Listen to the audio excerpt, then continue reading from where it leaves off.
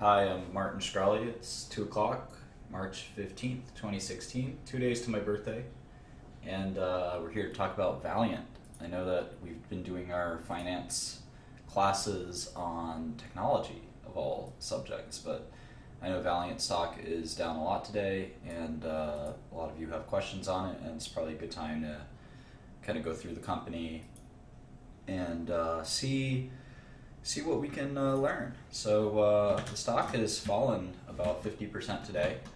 And as you guys know, I like to look at the capital structure of the company anytime I look at any company, just kind of make sure I really truly understand the situation at the company. Now Valiant is not reporting their 10K, so we don't know what their cash and debt are. Let's double check their press release. That's their last quarter's press release. That's again their last quarter's press release. Let's double check to see that they didn't include it in like an unaudited version. Let's see. They might have.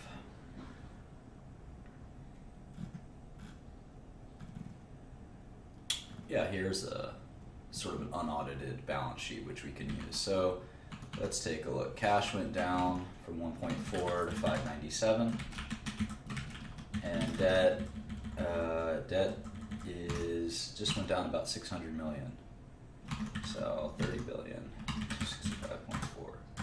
So kind of curious actually. Let's look at the videotape one more time. Net debt was 29,463, and now I have a hunch that net debt didn't go down, which would be a little alarming. Yeah, net debt actually increased. So it's certainly hard to see the light at the end of the tunnel when you are supposed to be in a cash flow generative position, but your net debt isn't dropping quarter after quarter. Now maybe next quarter it'll drop, and I have confidence that at some point it'll drop. But that is somewhat alarming. So in any event, let's make sure the shares outstanding didn't change much. And speaking of which, that's probably one decent way out of this mess for Valiant is to issue some shares. All right, shares used in per share computation, 349.9. Not sure why the spike in diluted shares outstanding, but regardless, that's the shares outstanding. Okay, so we're dealing with about a $13 billion equity value and about a $43 billion EV value. And the first thing that kind of should come to mind for any investor is just the basic EV to EBITDA. And you see that they're giving this sort of next 4 quarters or next 12 months NTM guidance of $6 billion in adjusted non-GAAP EBITDA. Sorry, I'll move the screen here so y'all can maybe see the comments. So in any event, I added both current and long-term. Jim Bob. So in any event, $6 billion in adjusted EBITDA. It just tells us that 7 times EV to EBITDA, which to me isn't an exciting multiple, right? Distressed pharmaceutical assets, you can usually get them for like 3 times EBITDA. So 7 times EBITDA isn't so great. And having said that, the portfolio of Valiant doesn't exactly look like distressed pharmaceutical EBITDA, and we'll spend a lot of time talking about that. But just on the face of it, just on the kind of extreme red face test, it doesn't appear that the stock's that cheap, even after a dramatic decrease in the stock price, which is somewhat telling. Now our forecasts are actually pretty spot on for 2016. We expected roughly 5 to 6 billion in EBITDA for the next kind of 6 years. And that's kind of what they're saying. They're saying they'll do 6. We were saying 5.5. We'll see what happens. But in any event, the point is that a big bulk of kind of the value is sort of determined by the terminal value. And obviously, to the extent terminal value and discount rate are determined by management confidence, there's a lot of doubt in management confidence. Now, I actually don't think, having been through corporate boardroom myself a few times, I don't think Mike, unfortunately, will survive this, probably even through this week. My guess is he'll be gone. But they'll probably vote to get him out today. Is my guess, just knowing how boards work and stuff like that. They'll have a meeting and fire him today. And I don't know who they'll put in there. Maybe they'll put Howard in there for now, but and I like Mike. I feel bad for him. I think he's a great business person. But obviously after these results, you can no longer even look at Valiant's record since he took over. I want to say that was in 2010. Something like that. And I think the stock was, let's take a look. Sorry, I haven't taken my antihistamine today, so I'm a little sniffly. See if I can find that. There it is. Alright, so Pearson took over, where did he take over? 2011. Alright. So 2011, I think the stock, I remember it was like $15-20, but maybe it's through splits and stuff like that.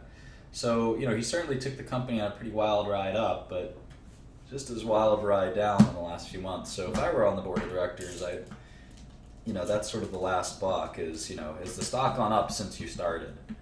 And the stock has not gone up since Mike started, which I think is, kind of, pretty much the last straw for any CEO. So in any event, let's take a look. Let's update the model for some of these Q4 results. And I think the reason I didn't do that in the break was just to kind of show you how I would do it. Anyway, it's fun to see the metadata in this file as Align Technology. Align Technology is the braces company. They make Invisalign, so I think that's right. Align Technology. I don't know why that's here, but it's probably the IR company's same client, but it's always embarrassing. Anyway, 210 Xifaxan revenue.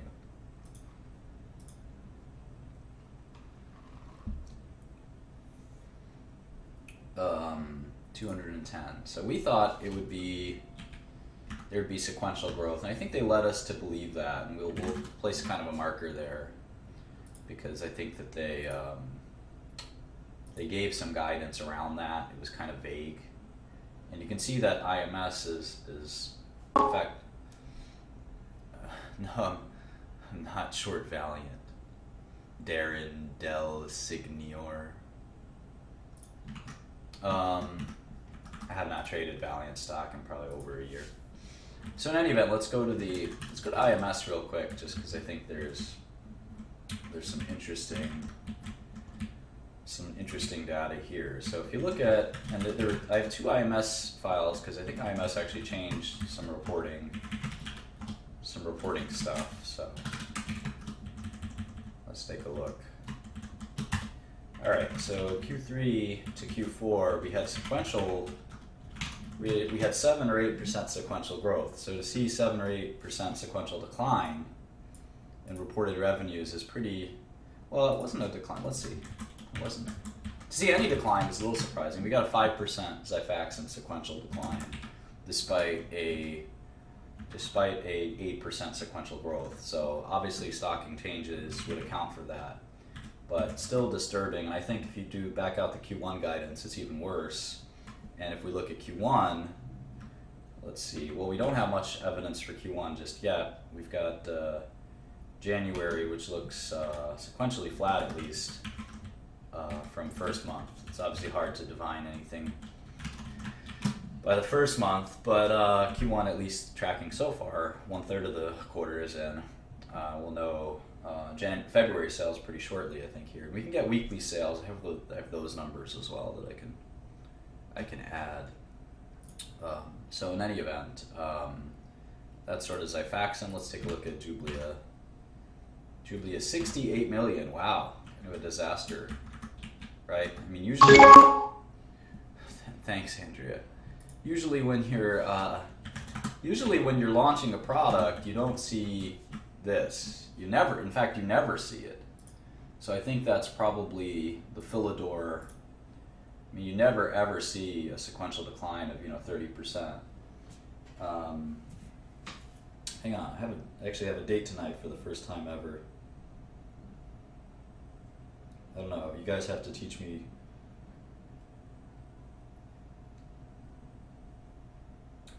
what to do. Just kidding. Okay, so yeah, the fact that you'd have this huge sequential decline in revenue is kind of alarming. 36% decline in Jubilee revenue quarter over quarter in the middle of a launch quarter, or in the middle of a launch, right? This product launched 4 or 5 quarters ago. I've never in my life seen that kind of a decline in the middle of a launch. So very bizarre, very truly bizarre. So don't know what happened there. Probably Philidor changes, maybe. And then again, if I'm a wholesaler or something like that, I probably am not too excited about stocking Valiant products while all this kind of controversy is going on. So that, that certainly contributes to the softness seen in these 2 quarters. And I'm not going to focus too heavily on the quarters because I think the vast majority of the value of the company is in the tail, as is with most pharmaceutical companies. And as I fax in, I'm just going to have to reevaluate kind of growth here. And we know that there's a generic on the way, or on deck, as my favorite rappers would say. And so what that tail looks like is unclear, but certainly by 2025, I don't think Xifaxan is a valuable brand. I think that's fair to say. And then you end up having kind of a small pharmaceutical business. At maturity, you have a small pharmaceutical business, and it's kind of mishmash of stuff that they probably should start divesting to focus on something else. You don't have that big of a consumer business. You have this derm business, and again, derm, what does derm really look like over time is unclear. It seems like if you want to be a real cynic, a true cynic, you could say that derm was and again, I'm being really cynical here, it doesn't reflect how I believe, but you could say that derm was kind of a loophole business that, Valiant exploited really well. Not too different from price increases and stuff like that, where you can get this excess growth from temporary excess growth, if you will, from this business plan. And that business, including these sort of very expensive, very expensive and very not kind of medicinally important medicines would be kind of taken up in this fashion. So the question is, will derm decline faster than this? Is a good question. So you have the small consumer business, kind of a small diverse pharma business, and then you have Bausch & Lomb. And what's kind of funny is, certainly Bausch & Lomb is worth something, but we still have an enterprise value of $42 billion, so we have to figure that out. And then you have kind of a big foreign business, which again is somewhat unclear. So if you just take a really conservative look at it, it's a $2 billion EBITDA or $4 billion EBITDA company at maturity. The question is, what's the growth profile at maturity? And I think that's something that's hard to tell. You sort of kitchen sinked all this stuff, but you also don't have any brands, so you shouldn't expect growth. You shouldn't expect generic erosion. So if you look at sort of a negative 5% maturity, 7.5% discount rate, I get that the stock is not that attractive, right? $50 per share versus the current price of $37. But let's keep digging in. We have a long way to go here. I'm probably gonna stop at 4 p.m. So just so anyone wants to budget time. All right, Wellbutrin at 93 million. So Wellbutrin is one of the great puzzles of life. How this old multi-source generic drug continues to do well is shocking and amazing, and I still can't quite figure it out. But Wellbutrin had a decent quarter, so go figure. Xenazine went generic last quarter. In fact, I almost got into that market. So their Xenazine dropped quite a bit. I think it went generic last quarter, so I'll look that up in a second. Provenge, where's Provenge? 77 million. So Provenge is hanging in there. Provenge is a weird product. Many of you are familiar with Dendreon, the company that went bankrupt that Valiant acquired. I'd be curious to see what their margins are on it. Dendreon had a very hard time. Very hard time getting good margins. All right, Solidyne somehow dropped off their top products list. Is that right? Or did I miss that? Where is it? I must be missing it. How could it not be here? 26 million. What? 54, 61, 57, 65, 66, 26? Is Wayne Brady? No, I'm kidding. I don't know if you know that Dave Chappelle skit with Wayne Brady, but Wayne Brady plays a pimp in that skit, and one of his distributors comes up short. So this was a very bizarre quarter for Solidyne. 54, 61, 57, 65, 66, 26. It's very, very bizarre.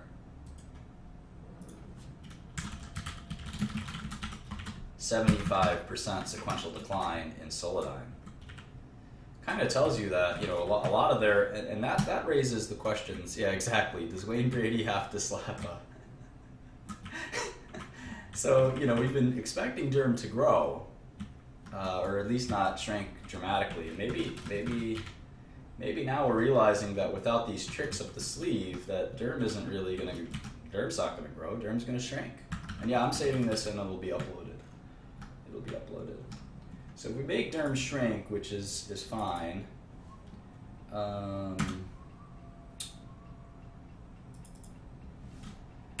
And let's sort of fix the Solidyne. Well, we have Solidyne kind of disappearing anyway, so that's fine. What are the other Derm franchise? Elidel. Is Elidel? I gotta analyze Elidel. I don't know if the situation with Elidel too well. It's a pretty good product. Red and A though, that's one that is multi-source and should drop pretty dramatically. I've looked at that market a little bit. Karak and Ziana are kind of similar. Let's take a hammer to the Derm business.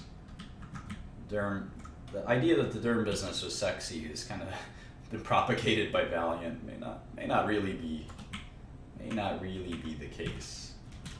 So let's be nice and aggressive here. Tacrolimus is a bit different. Maybe I'll just have it drop 2% a year or something. All right, so now we've taken a more of a kitchen sink to the Derm business, because I think there's a lot of risk in that. Now at the same time, you know, I feel like lowering the discount rate just because I'm making these super conservative forecasts, and the truth could be better. You never know. So I've got per share value right now, $45. We're still very early on in this process, so, but really remarkable Solidyne weakness. All right, Isuprel, 53 million. Isuprel, 53 million. Now this is going generic soon, so well, I guess I should update this shortly, but maybe it's going to do something like that. But it's going generic quite soon, so. Isuprel is, at least. I don't know if it's going to be this quarter, so maybe I'll push it out. But NitroPress, let's look at that one. NitroPress. Is it even here? There it is, 58 million. NitroPress, big quarter. Interesting. All right, Lotamax, 43 million. Looks in line. All right, everyone's favorite, Glumetza, 86 million. Now Glumetza, I don't know if it went generic yet. I should check. Lupin launched in February, so Glumetza's probably, well, maybe it launched, I don't know. Glumetza should be dead on arrival. I've taken it out of my model, but I don't know. The minuscule tail. All right, Aprizo. 31 million. Okay. Looks similar to last quarter. Karak, 21 million. That's pretty soft. Huh. All right, Ziana. Wow, Ziana's they're not even reporting it. Let's see how small. The smallest drug they're reporting is 20 million, so it was sub 20 million for Ziana. So, I don't know, maybe the best possible thing was it was 19, but that's sort of a declining drug at this point. Very weird. A lot of weirdness here. Ofloxacin, also not reported anymore.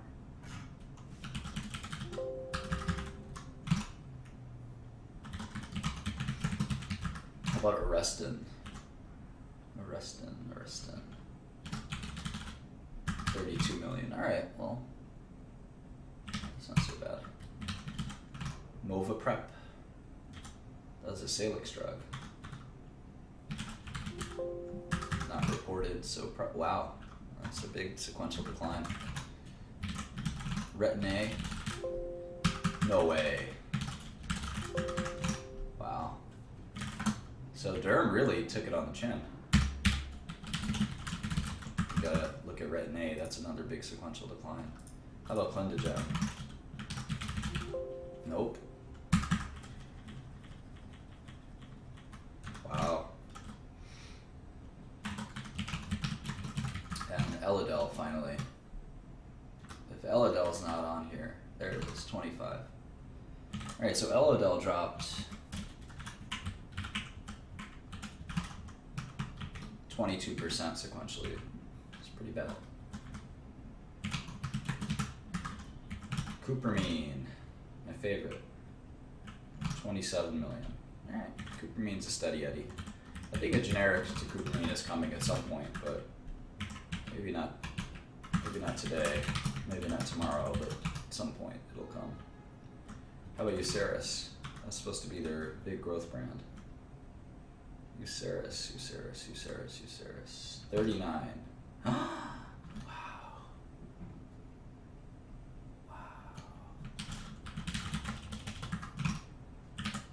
Holy smokes. We were forecasting 71. Again, in the launch, this is this bizarre behavior that very new launch. Alright, wow. Okay, let's see what IMS had for US Pharma. Kind of curious.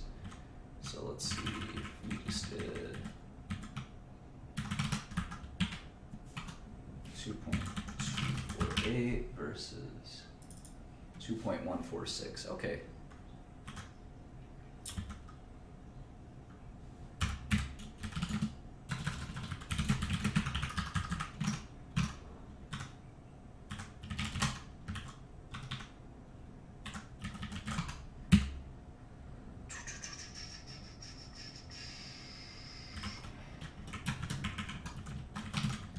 Alright, so it sort of tracks IMS relatively well, maybe except for some stocking issues.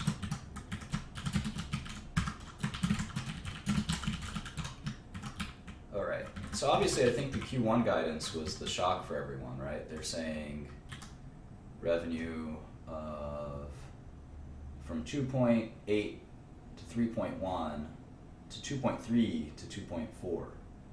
So to get to 2.3 to 2.4, we're going to have to see sort of continued destocking at the Salix level. Julia, God only knows what's happening there. Wellbutrin should be, I don't know, maybe it's seasonality for Wellbutrin. Xanazine's going generic, so I don't know what's going on there. Proven should be whatever. Solodine, God help him.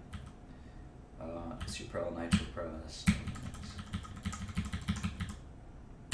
All right, well, we don't know what the other was, so let's see if we can get a US Pharma number. I think we can.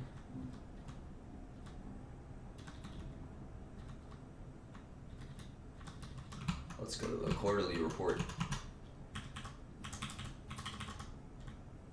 Product sales.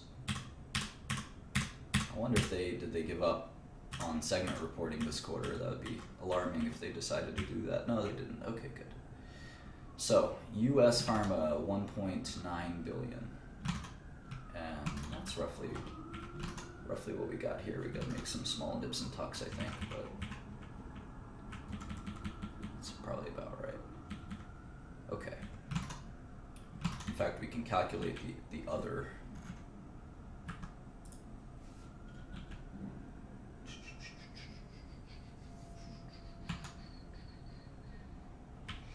let's do some of this. Let's see what they said for Derm.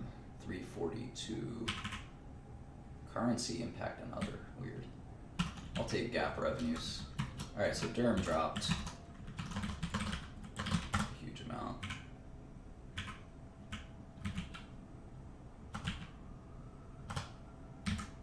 How about consumer?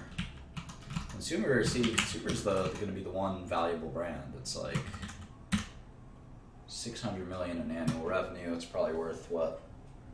2.5 billion? Something like that. Let's see. Ophthalmology, RX. That was the Bausch & Lomb pharma business. That's probably still worth something. Contact lenses. Surgical. These are all surgical, actually grew quite nicely. Neuro and other.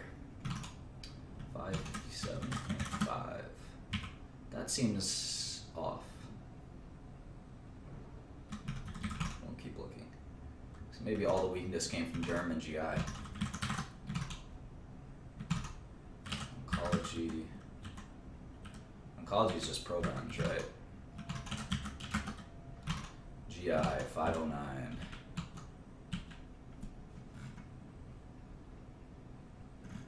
It's weird. Other GI.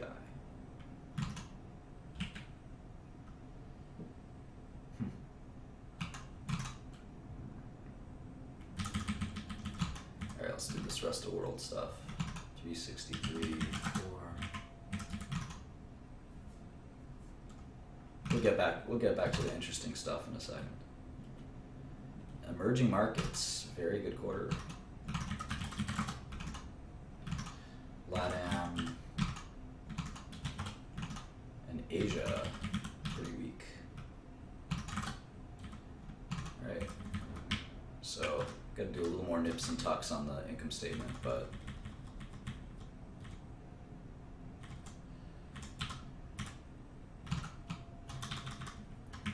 so let's see if we can get to their guidance of 2.3 to 2.4. So how can we do that? Now, one thing that's kind of common in situations like this, with Mike coming back from medical leave, is this concept of quote unquote kitchen sink, or a reset. Sometimes when businesses are having trouble, lowering expectations to the most bottom kind of level is sort of a strategy that's not very wise to do. But under promising a huge amount just to sort of get all the bad news, quote unquote, out of the way, and then just having success after that. I think that's something that people like to do sometimes when they're in trouble. I don't advocate it for sure, but so let's see. So it's hard to say that the foreign businesses at least should be able to perform in line at least. EMEA has a weird pattern. It's hard to tell. We'll take the average for the last 4 quarters. That's a little easier. All right. So these businesses are pretty steady. If Zenazine is gone, can we get a Zenazine number? Let's see. Is Zenazine even reported by IMS? Let's see.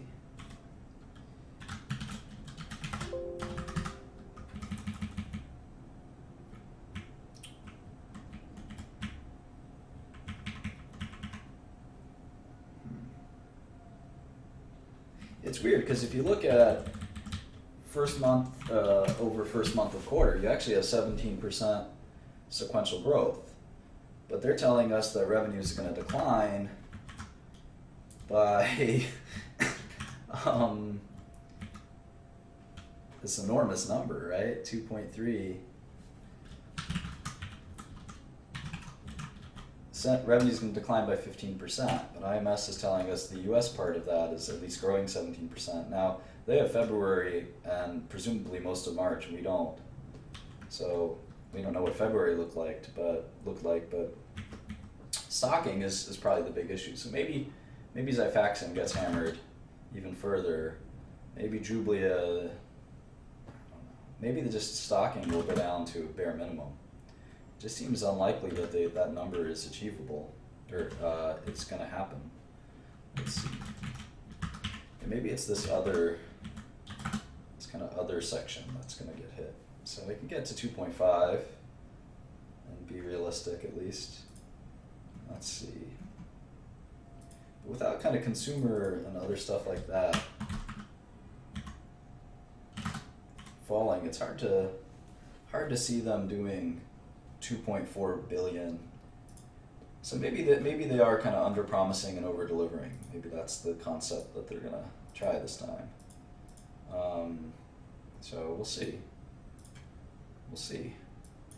But Xifaxan's kind of the problem with Valiant is that they don't really have any franchises that are valuable, right? I mean, Provenge is not too valuable. Lotamax, let's look at Lotamax. That looks like it's going to be the biggest drug at expiry. So what the heck is Lotamax?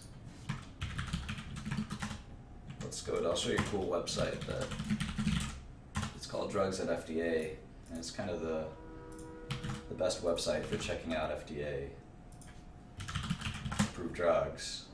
So let's see. Lotamax is a loteprednol.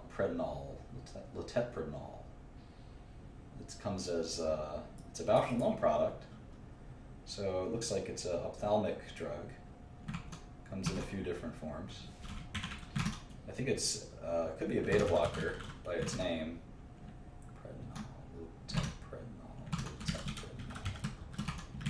Loteprednol. All right, let's see if there's a website. Lotamax. I'm kind of curious. Maybe I'll go to IMS. I'll see if there's any. Kind of curious if there's we'll do a few things. I'm curious about this product. Products like this this isn't really a brand. If it doesn't have, let's see if there's generics. Let's start with this ophthalmic formulation right here. There are no therapeutic equivalents. Okay. Loteprednol is, my guess, is an old drug. Here's another cool website to go to. Search by active ingredient. Loteprednol. Okay, let's check this one out. Approved in '98, so definitely no approved, no generics yet, but there should be no barrier to entry, and companies like Alcon and Allergan and others will want to make a Loteprednol generic. In fact, we can kind of go to this DMF text FDA list. Let's go here. Loteprednol. All right.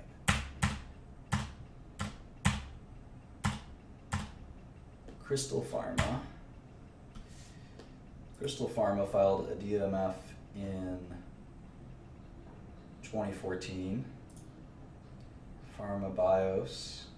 All right, so at one point or another, this thing will go generic. So Lotamax, and again, this highlights my kind of issue with Valiant is it's kind of whack-a-mole. Every time you think you've got a decent franchise, this thing will probably be generic by the time, before you know it. So this ain't gonna hold the company. How about Uceris? Uceris is like, the problem with Uceris is they just had the worst quarter ever. So who knows what's going to happen to Uceris? This was supposed to be a huge product. What happened? It's supposed to be a huge growth product. So maybe Uceris will be a $200 million franchise, but that's not much relative to enterprise value of $40 billion.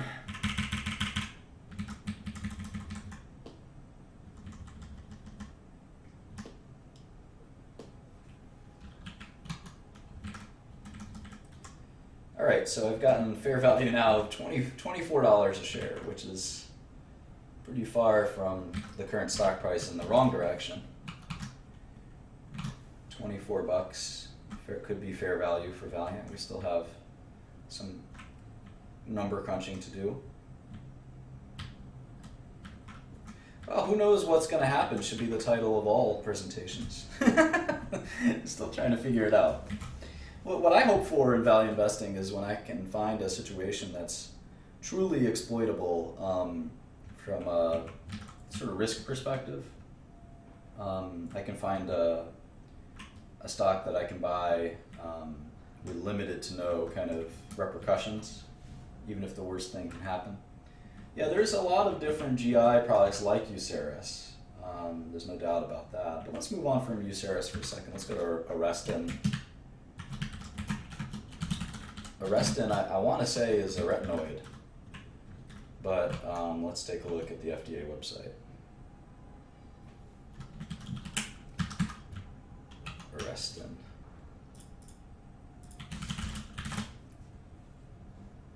No, it's minocycline, which is minocycline powder. That's weird. Minocycline is a very common antibiotic. So I think this is like the dental version, maybe. Yeah, here it is. Arestin. Don't hide from gum disease.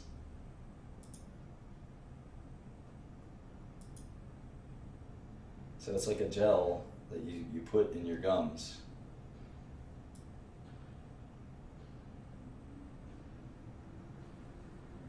Cool.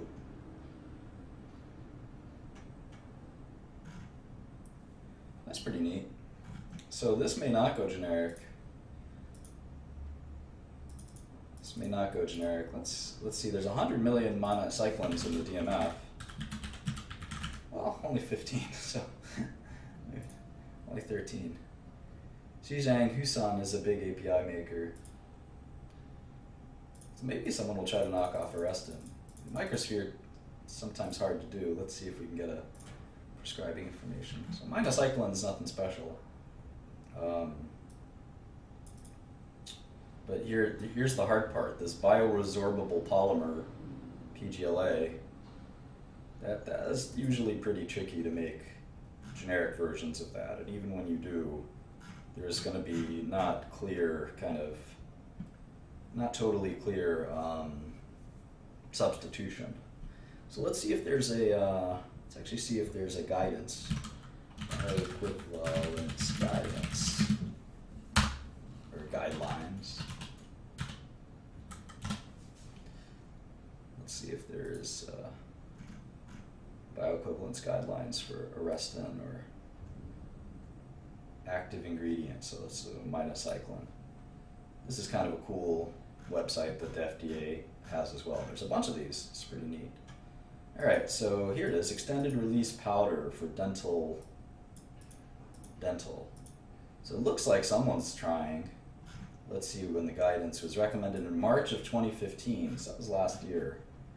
There might just be a generic coming. Let's see. Okay, so they expect bioequivalence based on a clinical endpoint. They want a clinical trial. So you'd actually have to do a clinical trial to make a generic of Arestin, which is a pretty nice barrier to entry. So let's see if there's a minocycline in periodontitis, I guess. I don't know how to spell periodontitis. Let's see. Titus. Oh. Good guess. All right, let's see. Doesn't look like there's a clinical trial, at least. So yeah, pretty cool. This is a nice little product. The only question is, again, is this the kind of product that Valiant's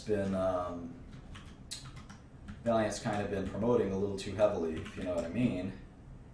And they had it's been about 30 million a quarter. They had a weird $52 million quarter. Maybe they stocked it or something, but this is a nice little product for sure. Now, there is that generic guidance, but if I were a generic company, I don't know how excited I am making a generic to this. Now, this is only about $100 million product, so don't get too excited, right? But between that and Uceris, you got two. I mean, it's kind of sad when you're looking at a $40 billion company and the best drugs are $100 million drugs. I feel terrible for these guys almost. Wellbutrin's kind of like the mystery for the ages, right? Xifaxan is so weird. I mean, Allergan's coming. And Jublia is going to be generic soon. And it's hard to trust their growth at all, so it might make sense to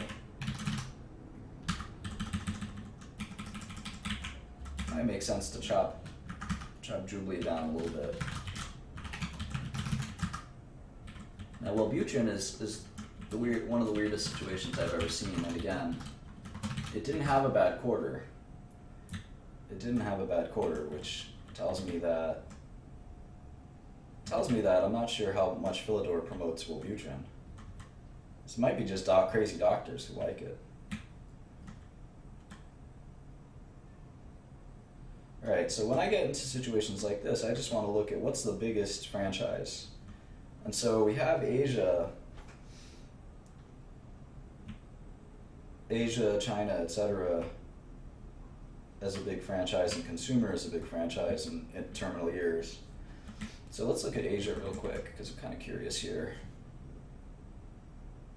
I said that most of the businesses in China, about 2/3, but if you look at this quarter, it was, revenue for Asia was actually flat year over year.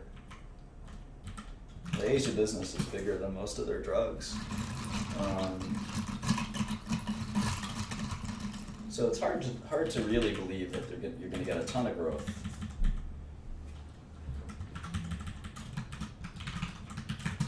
Hard to believe that.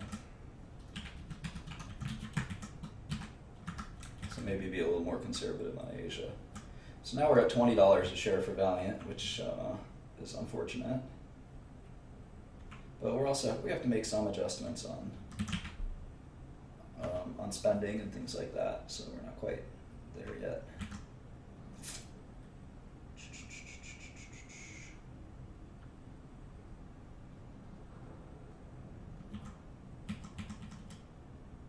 No, maybe we are. This looks pretty reasonable, actually. They're going to have to start paying taxes at some point. Probably not until they're in a cash position.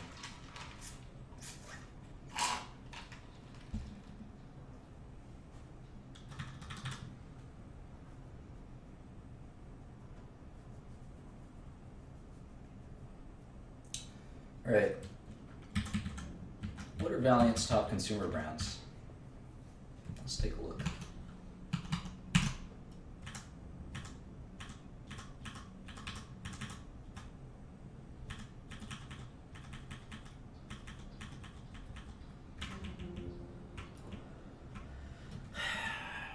This is U.S. consumer. Did 155.9. So I'm guessing this is Bausch & Lomb stuff. I'm guessing it's Bausch & Lomb stuff.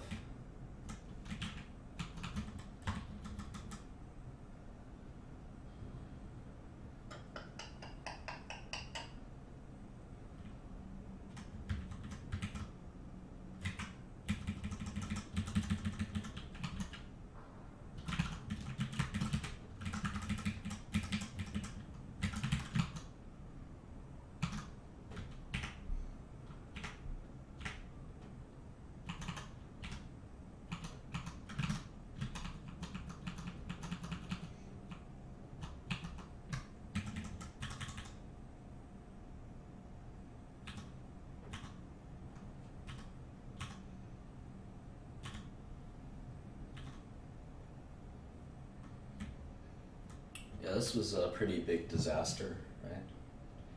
A 10% cut to revenue guidance. Huge, much bigger cut to EBITDA. 7 billion to 5.7 billion they're saying now. Although I thought they said next 12 months.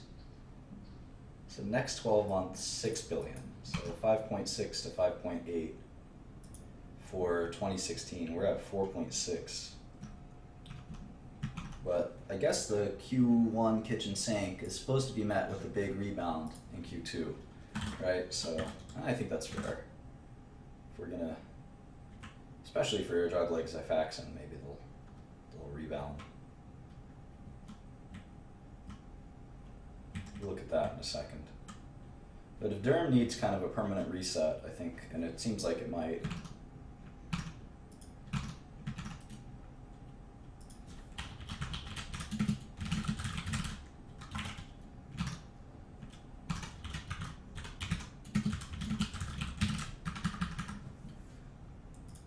Let's see. Slower rebound of Derm. More modest growth in Salix, no kidding. GI, Derm, and Neurology. Well, that's basically their business, right?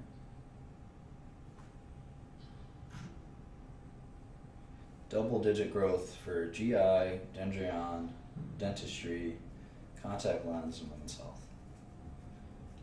Single-digit growth in Derm. That seems unlikely, given they just had some other major Derm franchises drop 70%. Now maybe Brodalumab will do well, but I don't think so.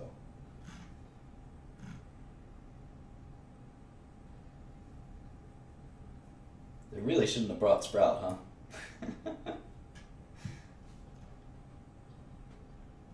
That would have been a nice $1 billion to have in handy, come in handy.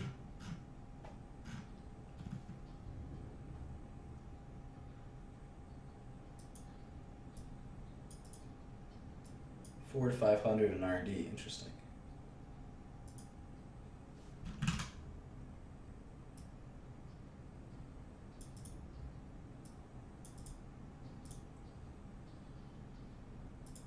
Cash interest expense. All right.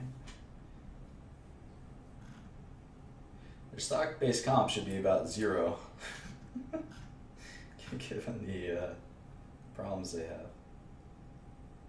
Soft Lens, Ocuvite.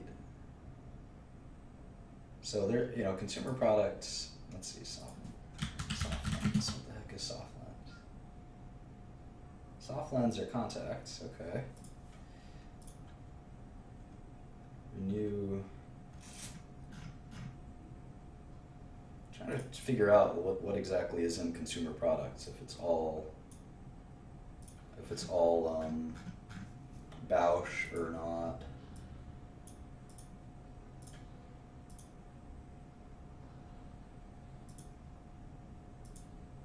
Yeah, so sort of the question is, what do you pay for this very diversified brand business? It actually reminds me of GSK's business.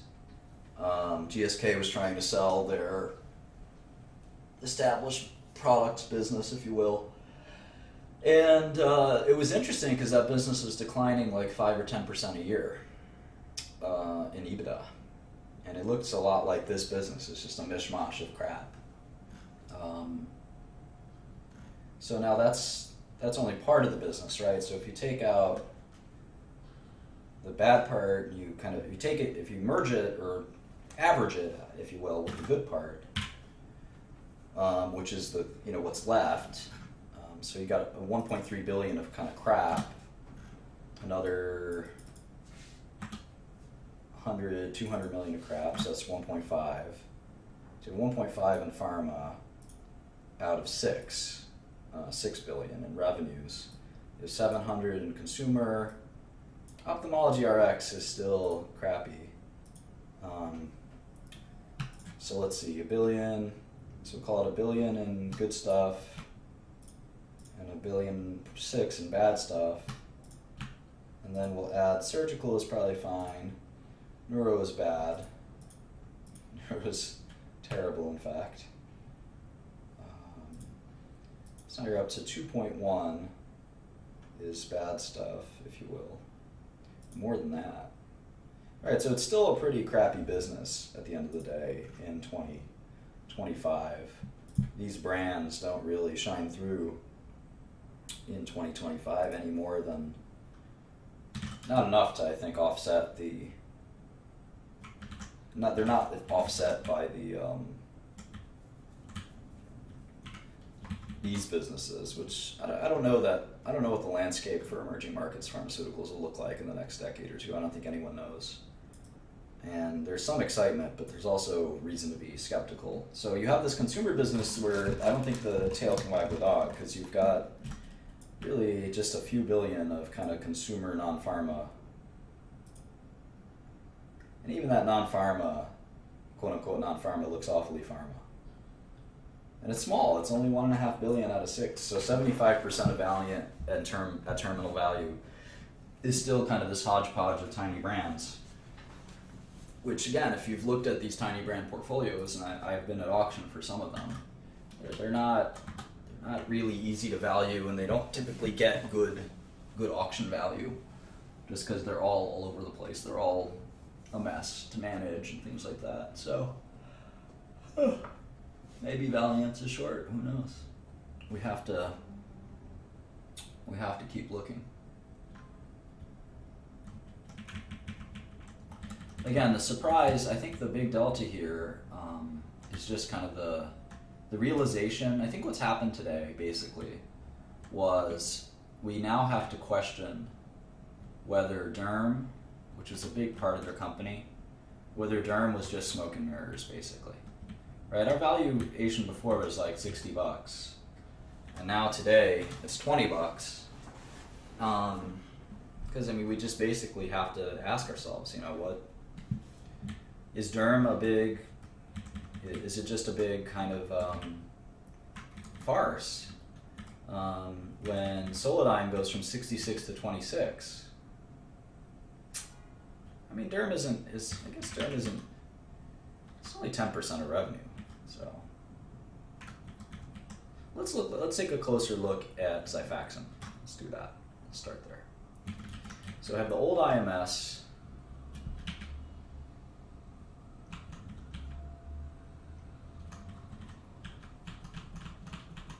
and I have new IMS. So let's kind of go through that. Okay, so it's Q4 15, Q3 15, and Q1 16. Yeah, you know what? Let me just get that. Let me either look it up on Bloomberg or get it on IMS itself, the weeklies. Let me do that.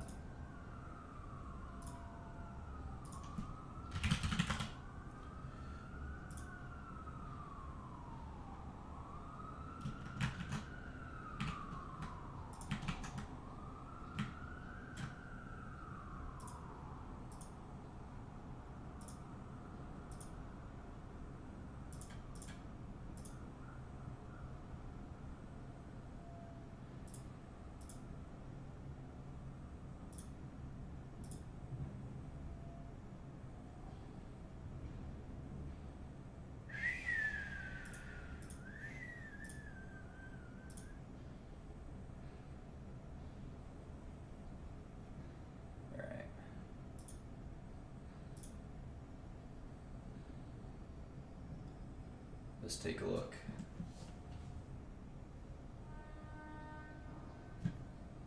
Product.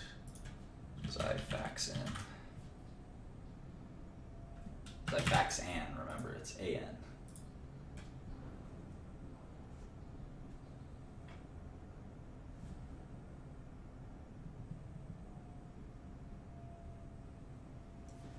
All right, so let's look here.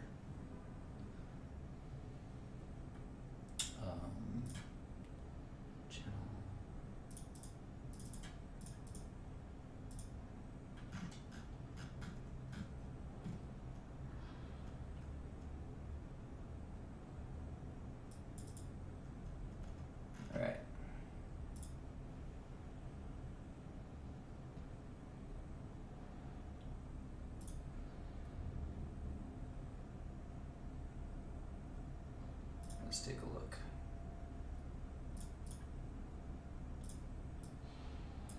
All right, so how is Xifaxan doing lately? What's the best way to do this? Let's take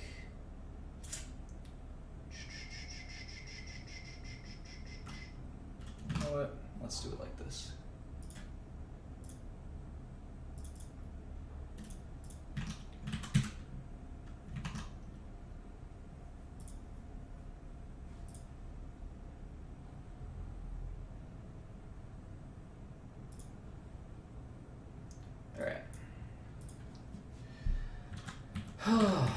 Alright, so let's see, equals sum. Now IMS is that's the week ending 3/4, so week ending 1/8 is the 7 days prior. So let's just do the count as well. Make sure we don't mess this up.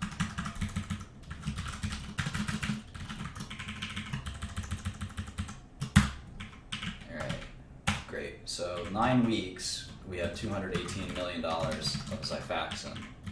So we take the 9 weeks, let's take 9 weeks ending, or starting to be apples to apples. So Q4 starts in September. No, Q4 starts in October. October, November, December, right? So this is the best apples to apples. 9. Okay, so Xifaxan grew. Xifaxan grew 4%, which sounds sequentially, which sounds reasonable. Sounds quite reasonable. And if we, in fact, let's take a 9 week moving average and see what that looks like. That would be good data for us to look at. See how reliable this thing is historically. Yeah, it's pretty steady. It's pretty steady, and it's been growing. So the idea that like Xifaxan is like this jittery, terrible product in terms of revenue, I think is not right. I think it's probably fine. The problem with Xifaxan, of course, is that it's going generic. So let's see, annualizing at 1.2 billion, but that's IMS, so doesn't include gross to net. And probably this is like 70% gross to net. So 900 million seems like a reasonable forecast. Let's take a look again at the model. So yeah, and it doesn't really matter that these 3 or 4 years will be much better than maybe we think. So let's see if we get this. If we kitchen sink Q1 because this whatever goddamn reason, but it goes right back up to 200 in Q2.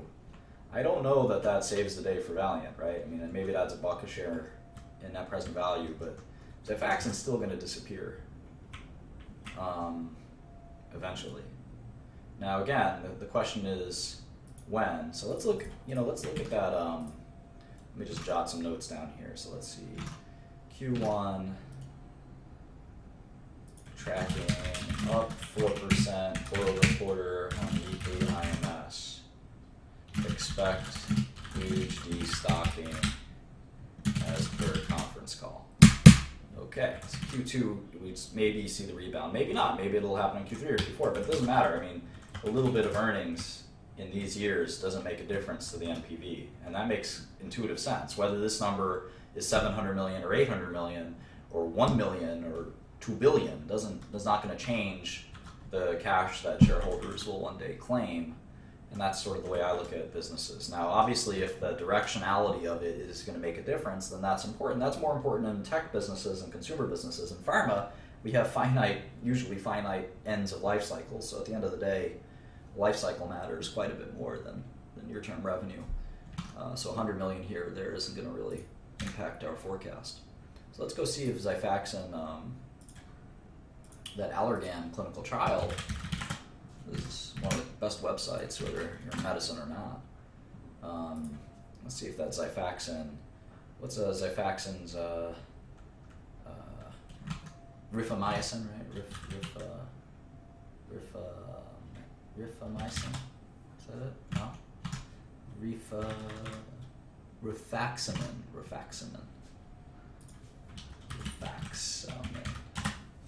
All right.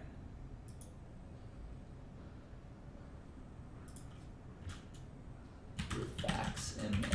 There we go. All right. Let's see if that Allergan generic trial. See how that's going. Let's see if we can find it like this. rifaximin, allergan. Rifaximin comparison. All right. We'll find it. Rifaximin. Let's search for it. Like this.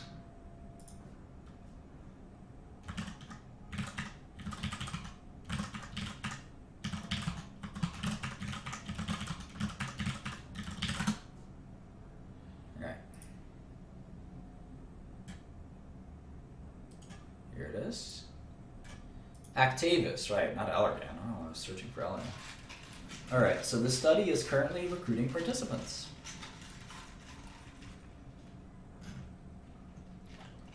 Study started in October, 750 patients. So let's see, when this trial is done, they will file, and FDA is making it a point to approve first-time generics even faster, which I think they've always done, for what it's worth. But Xifaxan's not going to be around much longer. I don't know if Valiant has any life cycle plans, but smart of Salix to sell, right? So now I have it in 2020. I wonder if that's due to IP. Let's go back to Orange Book. So I'm just going to jot down this NCT number. All clinical trials in the United States are based on these NCT numbers.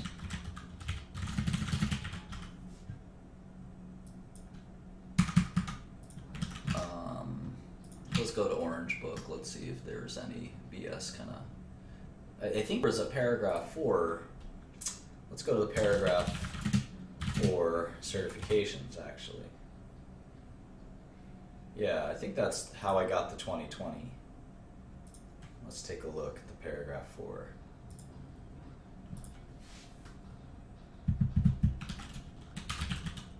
Rifaximin, 12/18/15, date of paragraph 4 submission. 12/18/15, 12/18/15, 12/18/15. Now that's weird that they filed the ANDA without the outcomes from the bioequivalence study. Because if I were FDA, there's no such thing as a refusal to file an ANDAs, I don't think so. But I would say that the 30-month stay would start with the truly complete submission, not this kind of paper ANDA. So that's kind of a technical legal question. But either way, they could refile in 17 maybe. Refile ANDA. What am I doing here? Refile ANDA with the results. So if you take 2017 and you add what is the stay? It's a 2.5-year stay, right? 30-month stay. You could get a generic approval in 2019 or 2020. Let's look at the patents, though. Let's look at the patents.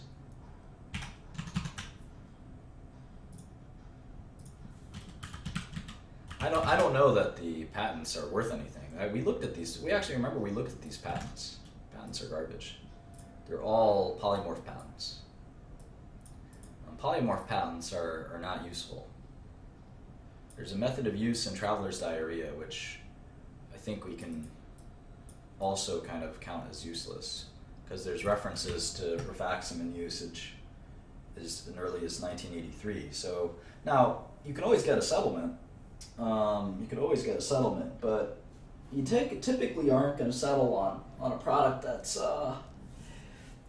at peak performance. So I think that they'll launch. And if you know anything about the relationship that Actavis and Valiant have, it's not a good one. Now, I don't think that this product goes over to the Teva portfolio. So we have to sort of think that through as well. So I think 2020 is fine. And then the question is, will there be a third or fourth? Because if it's going to be just the two of them competing on rifaximin forever, I don't know that they're going to take that much share, right? I mean, I've seen generics take 95% share, I've seen them barely penetrate, and it's kind of hard to tell, right? Kind of hard to tell. I would be uncomfortable putting a big terminal value, right? So I'd rather kitchen sink it than assume anything better. But maybe we should give them the benefit of the doubt for a second. Doesn't really change the situation much.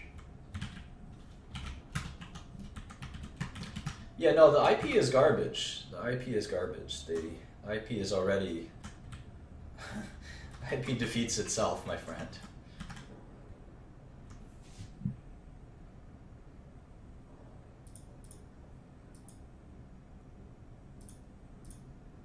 Jubilee will be gone.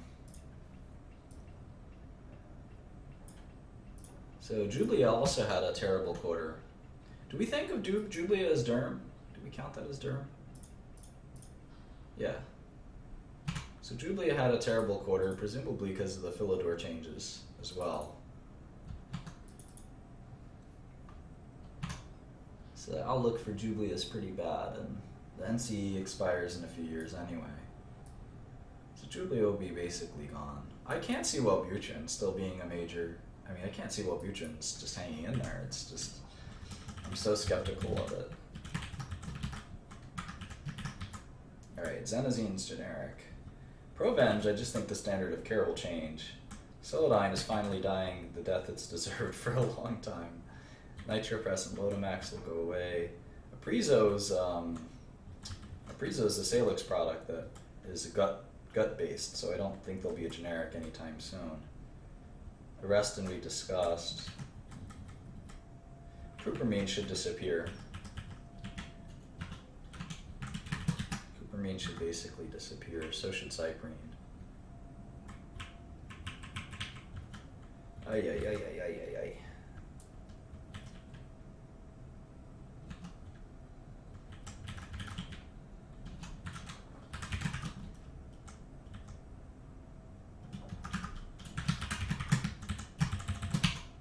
What a mess. Okay, let's see.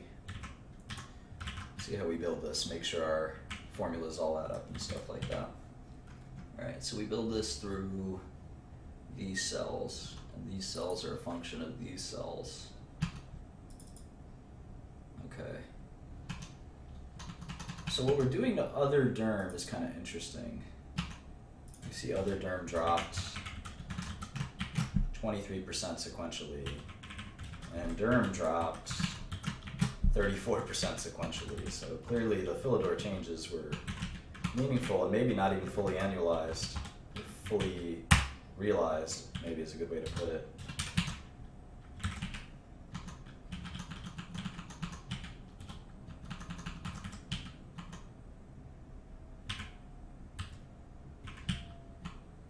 Alright, so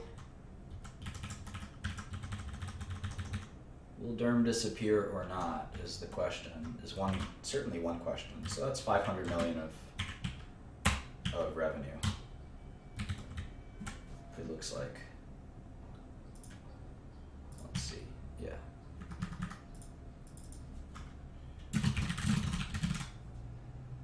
It's a little confusing the way I've written it. Consumer, I'm not even sure what's going on. OptRx, if it's anything, well, OptRx should include stuff like Lotamax, for instance. So that'll probably shrink. Contact lenses will be fine. Surgical will probably be fine. Neuro and other is kind of the problem child, because neuro and other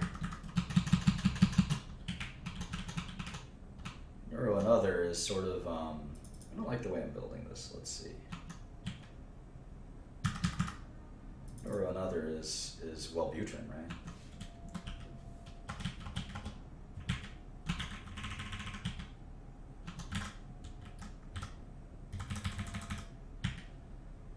Let's see if it harmonizes a different way. Let's see.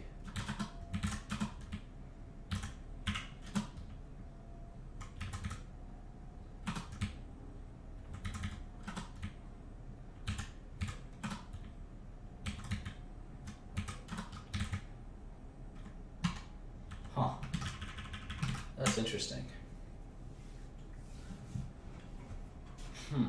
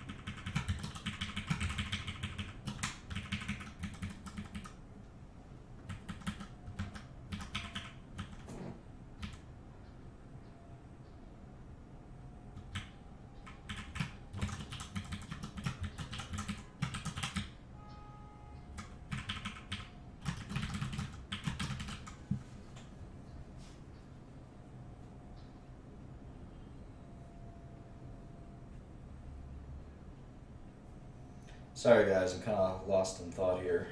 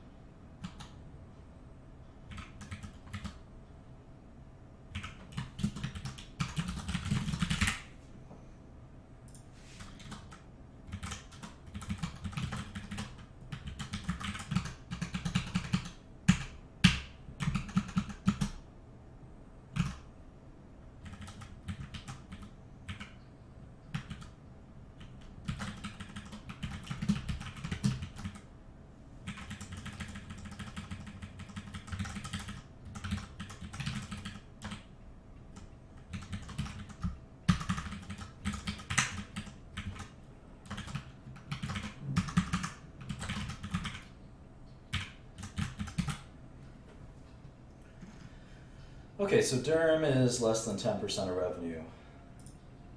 So to break down the business, you'd say consumer is the end stage Valiant, right? Is consumer is 10%, Durham is 7%, Asia is 9%, LATAM and EMEA are 18%. The rest of the world is 19%. So it's large. I mean, if you just look at ROW, it's like 50% of revenue is just rest of world sort of general. I think total GI is going to be an important way to look at the business. So they said GI last quarter was 509. I actually think that's a useful way to think of it. I like the way they kind of, or at least the way that I originally built this out. So let me make some adjustments real quick.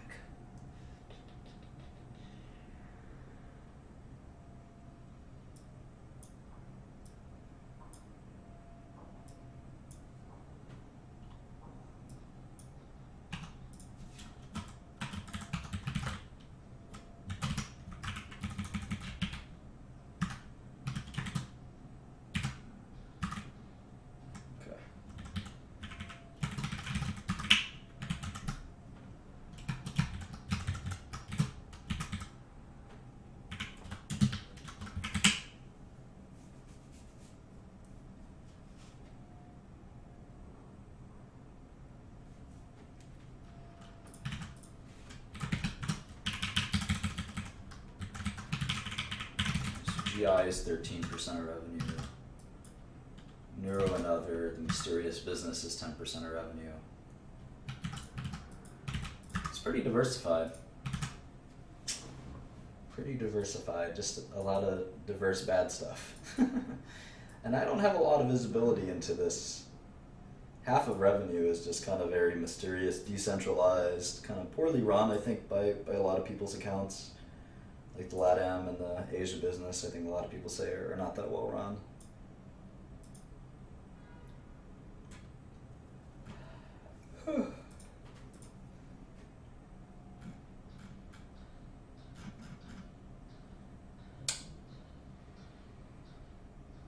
Tough to value a company like this. It's very difficult to make kind of a call.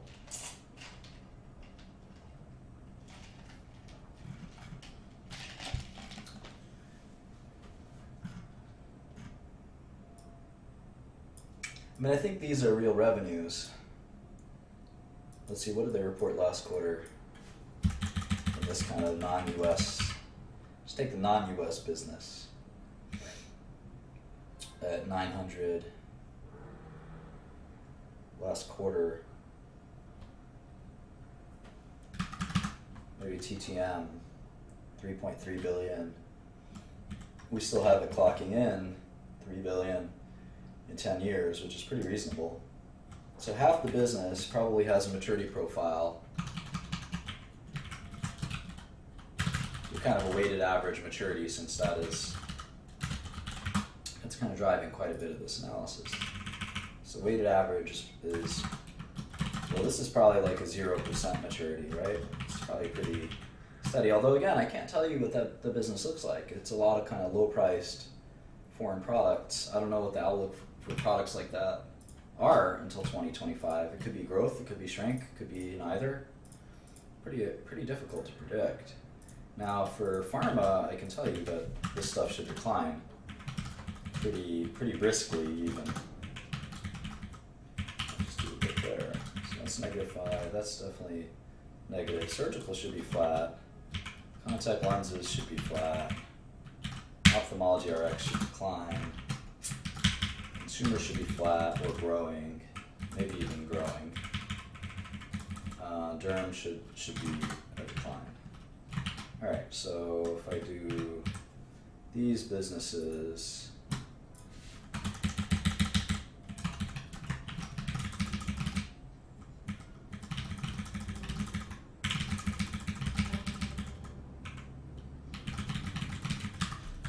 what percentage of revenue I've got.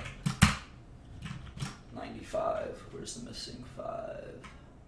Dental and oncology. Okay.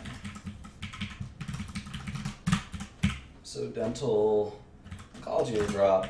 Proven's just disappearing. Dental, that's mostly Arrestin, right? So I don't know. Eventually they'll be a generic. All right. So if I do the weighted average.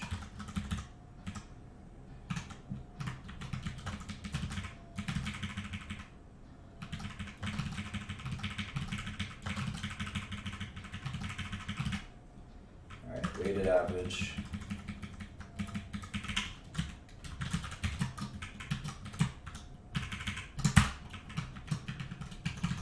-1.7. Okay, so a little more endearing, for sure.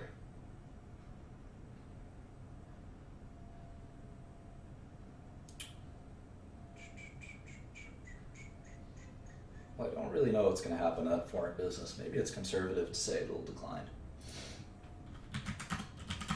Kind of curve fitting a little bit here, but I feel exactly comfortable. I'm starting to split hairs quite a bit, which I don't want to do. GI, neurology and other, I just hate this business. I think -10% is more warranted. Everything else is probably fine. Derm. Maybe derm. Alright. Alright, so let's see.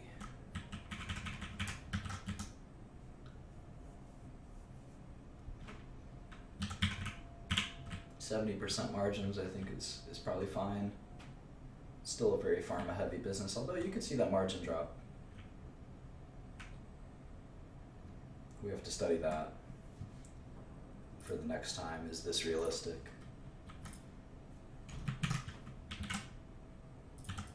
Some points to consider is 70% margins with a kind of de-farming of the business, if you will. Realistic. Is a discount rate of 7% okay? And given the uncertainty, it's probably fine. We usually use something less than that, like 5%. But we're also really kind of cramming down on a lot of the numbers, which is probably warranted. But all right, so $37 a share. Maybe that's my best guess right now. Still more work to do.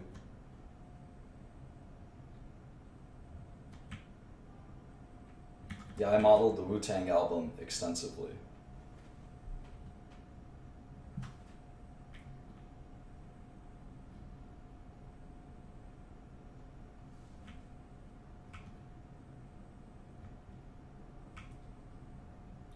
So yeah, so maybe the gross margin is just too high. Because LATA, your foreign pharma has lower gross margin than normal. was our gross margin this quarter? Yeah, look, most stocks are not worth investing or trade, quote unquote trading, and this is no exception. I only get involved in stocks when there are gigantic discounts to fair value, and I don't see that for Valiant. And remember, I love shorting, so it's not like I don't mind shorting. All right, it looks like margins are saying 27. I would short this stock in a heartbeat if I thought it was worth shorting. All right, so margins of 73%, exclusive amortization and impairments. So those are GAAP. This is a non-GAAP number. This is what we're looking for. We get 73% margin. Ooh, so I probably have to change up these margins a little bit. Let me do 73.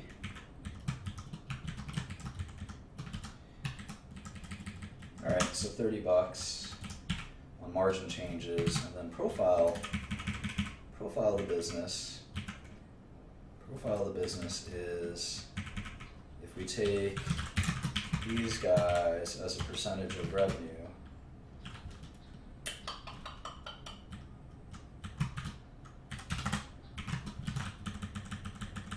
We go from 30% to 40%, and I know that's a lower margin business. So 70 might be fine. I mean, every margin point matters. So it's 69. It's about 3% of fair value for every margin point. SG&A is also different though. Keep that in mind. You might save a little bit there. I'm also assuming this company never pays taxes again, which is kind of a problem. So if taxes become just 10% taxes, 10% is not unreasonable for a global tax rate, because remember, they can't, I mean, they have this Barbados treaty.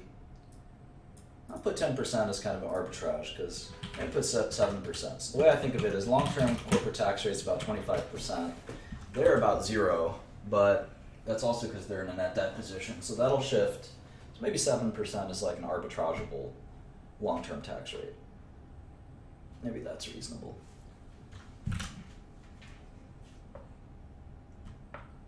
Okay, so $28 a share. That's my best guess. $28.37.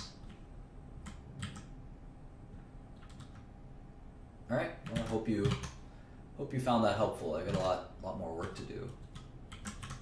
A lot of forensic detail to examine here.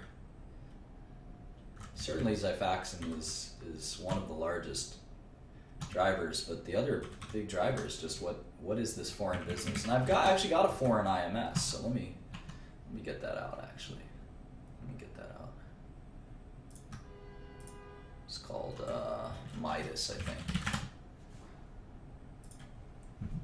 I don't know how accurate it is. No, I wouldn't short it. I mean, like I said, most stocks, I mean, I say that for every 10 stocks in the stock market, 1 is undervalued and 1 is overvalued and 8 are fairly valued. And this doesn't speak to me as that exciting. Now, if I knew how bad their quarter was going to be, then obviously, these changes would have been incorporated previously, but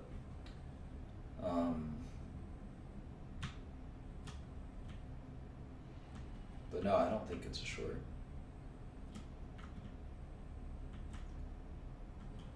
I certainly wouldn't buy it. It looks like it's a waste of time, basically. I mean, I wish I was short it. Obviously, the stock's gotten destroyed. I wish I was shorted. Who wouldn't wish they were short a $250 stock going to $35? That would be amazing. What a profit. I think the surprising weakness, not just in the Q4 numbers, but more importantly, in the Q1 guidance, suggests that like the Jublia weakness, the Solidigm weakness, like these are permanent weaknesses. These are not, temporary declines. I mean, these are permanent disasters, which is really, in fact, they have to be worse than Q4, which is really really, really telling. I mean, basically the derm business has all but disappeared. Maybe that's aggressive, but it's definitely been destroyed. And neuro and other will decline substantially as well. So maybe that's where it's coming from. But it's an alarming report for sure. I mean, when you thought these were, our last model was predicated on the idea that these were stable businesses. But what we're learning is there's a permanent reset in several of these businesses, or a permanent disappearance of several of these businesses. Now, maybe we'll learn that in EMEA or LATAM or Asia or the rest of the world. I doubt it. But that's why we have to sort of take our next look, our next kind of look at this is going to be looking into those businesses carefully. And this is a very complex business, so the juice is not really worth the squeeze. If you want to study this business really, really carefully, it's like studying 30 or 40 different businesses, which is frustrating. I'd much rather study a public stock that has, largely one business or two businesses. This is literally 40 or 50 different businesses in one. Maybe that's exaggerating, maybe it's 10 or 20, but it's still a lot of work for what? To be able to trade a stock? There's so many better ways in life to make money than trading stocks. Especially, it's very unlikely that this stock, from what I can tell, it's extremely unlikely that this stock is worth double or triple where it's at, and it's very unlikely that it's worth half of where it's at or something like that. Maybe not that unlikely, in fact. Maybe it is worth a third less, something like that. But the surprising nature of several of their businesses sort of being these not as robust as maybe not as good as they looked, or not as robust as they looked. And again, I'm not sure what anyone thinks of this kind of ex-US pharma business, whether that's a growth business or not, will really impact quite a bit kind of what you think will happen to this company. If you think ex-US is a growth business, in fact, I can just make it a driver here. Ex-US growth. So let's say you thought it was 3%. You'd be, I don't know if it makes it a buy. Let's check it out.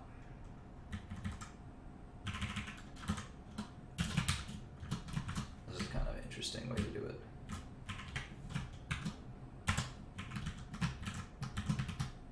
Yeah, it makes it certainly a more stable company. If you think the long-term growth rate, I think the long-term growth rate of any business being close to 3% is unlikely, but that's just been my experience. Yeah, okay, so if you think long-term pharma growth outside of the US, which is a very different market from the US, is about 3%, then one, I'd say you're being quite quite optimistic. That's above inflation growth in a business that's kind of a commodity-like business that has very little barriers to entry. But assume, and it has important brand value, of which Valiant doesn't have any.